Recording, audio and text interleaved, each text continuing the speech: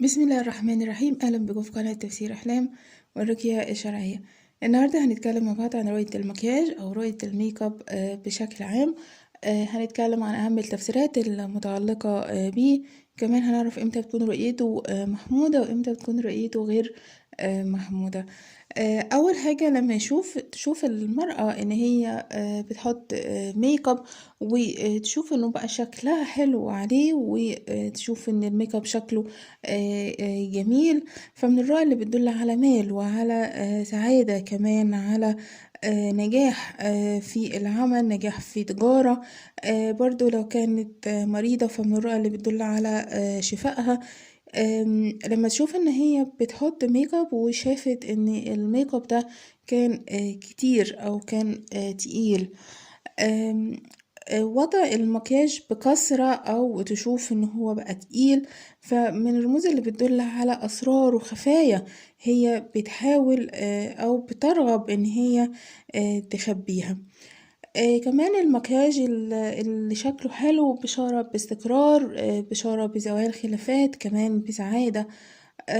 برضه المكياج الكتير لما يشوف الرجل الأعزب فتاة حاطة مكياج كتير أو ميك اب كتير، فمعنى كده إن في فتاة هتتقرب منه، ولكن الفتاة دي إما سيئة السمعة أو بتخبي أسرار، أو ممكن يتعرض لخداع أو كذب منها. كمان وضع الميك اب التقيل أو الميك اب وبعد ما نشوف ان احنا عملناه نشوف ان شكلنا مبقاش حلو فيه الوضع المكياج، ويشوف الرأي انه شكله مش حلو، فمن الرأي اللي بتدل احيانا على مشاكل وعلى خلافات، يمكن مشاكل وخلافات صعبة هيمر بيها الرأي.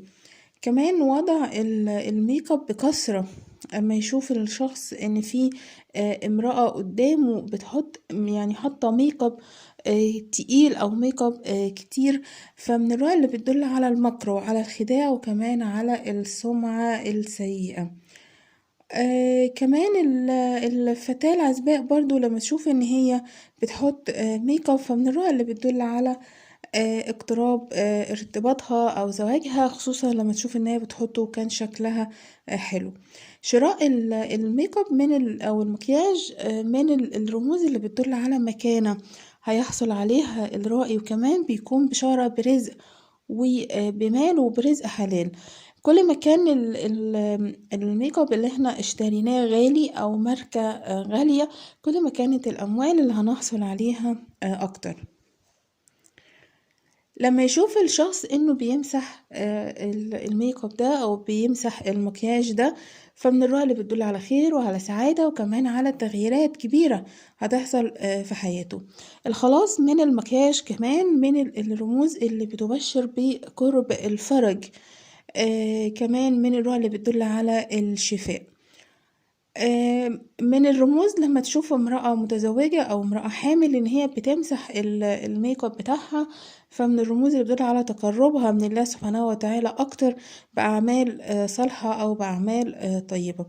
كمان الرجل لما يشوف إنه بيمسح الميك اب، فبرضه من الرؤى اللي بتدل على تحسن في حالته النفسية أو حالته الجسدية، كمان بشارة ليه باستقرار، بتجاوز محنة، بتجاوز صعاب كان بيمر بيها. كمان زوال المكياج أو إزالة المكياج بشارة بتوبة من ذنب والرجوع مرة تانية لله.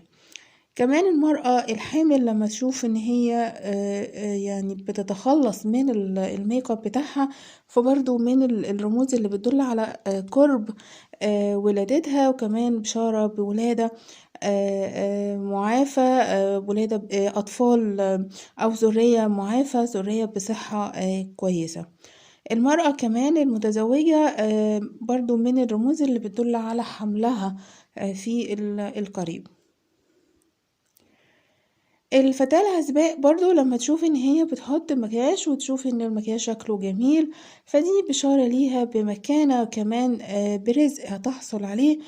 كمان من الرموز اللي بتدل على شخصية قوية، على إن هي شخصيتها قوية وقادرة إن هي تتحمل الصعاب أو تتحمل أو تتحمل المسؤولية. لما تشوف إن هي بتحط ميك اب كتير فمعنى كده، أو ميك اب تقيل، فمن الرموز اللي بتدل على إن هي بتخبي أسرار أو يعني بتخفي معلومات عنها. لما تشوف إن هي بتحط المكياج ده قدام المراية، فمن الرؤى اللي بتدل برضو على صحبة سيئة، على يعني على مكر، على سوء في الخلق.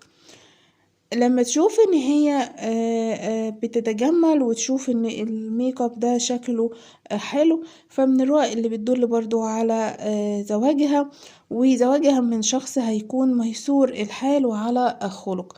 كل ما كانت أدوات التجميل اللي هي بتستخدمها، أو حتى لو تشوف إن هي بتشتريها غالية، كل ما كان الزوج هيكون ميسور الحال أكتر. كمان لما تشوف ان هي بتحط مكياج، فبرضو وتشوف انه شكلها بقى حلو، فمن الرؤى برضو اللي بتدل على تغييرات هتحصل في حياتها. لما تشوف ان هي بتشيله، فبشارة ليها بفرحة وكمان بعوض. المرأة المتزوجة كمان لما تشوف ان هي بتحط ميك اب وتشوف انه شكله بقى حلو عليها، فده استقرار في حياتها الزوجية، كمان علاقة قوية بينها وبين زوجها. لما تشوف ان هي بتحط الكحل، فبشارة ليها بفرج وسعادة ورزق. كمان الكحل بشارة بتغييرات هتحصل في حياتها في الفترة القادمة، وهتكون تغييرات إيجابية. برضو لما تشوف انها بتحط الكحل الميك اب وتشوف انه بقى شكلها حلو أفضل من الأول، فدي برضو تغييرات إيجابية. المرأة الحامل برضو لما تشوف انها بتحط مكياج، فدي ولادة سهلة. المكياج التقيل او الميك اب التقيل للمرأة الحامل للأسف من الرؤى اللي بتدل على متاعب، او يعني فترة الحمل هتكون شوية فترة فيها صعوبة. ده كده باختصار أهم التفسيرات المتعلقة برؤية الميك اب أو برؤية المكياج. بتمنى أن يكون الفيديو عجبكم. لو في أي سؤال أو استفسار اكتبولي تحت وأنا إن شاء الله هرد عليكم. بشكركم جدا وأشوفكم إن شاء الله في فيديو جديد. مع السلامة.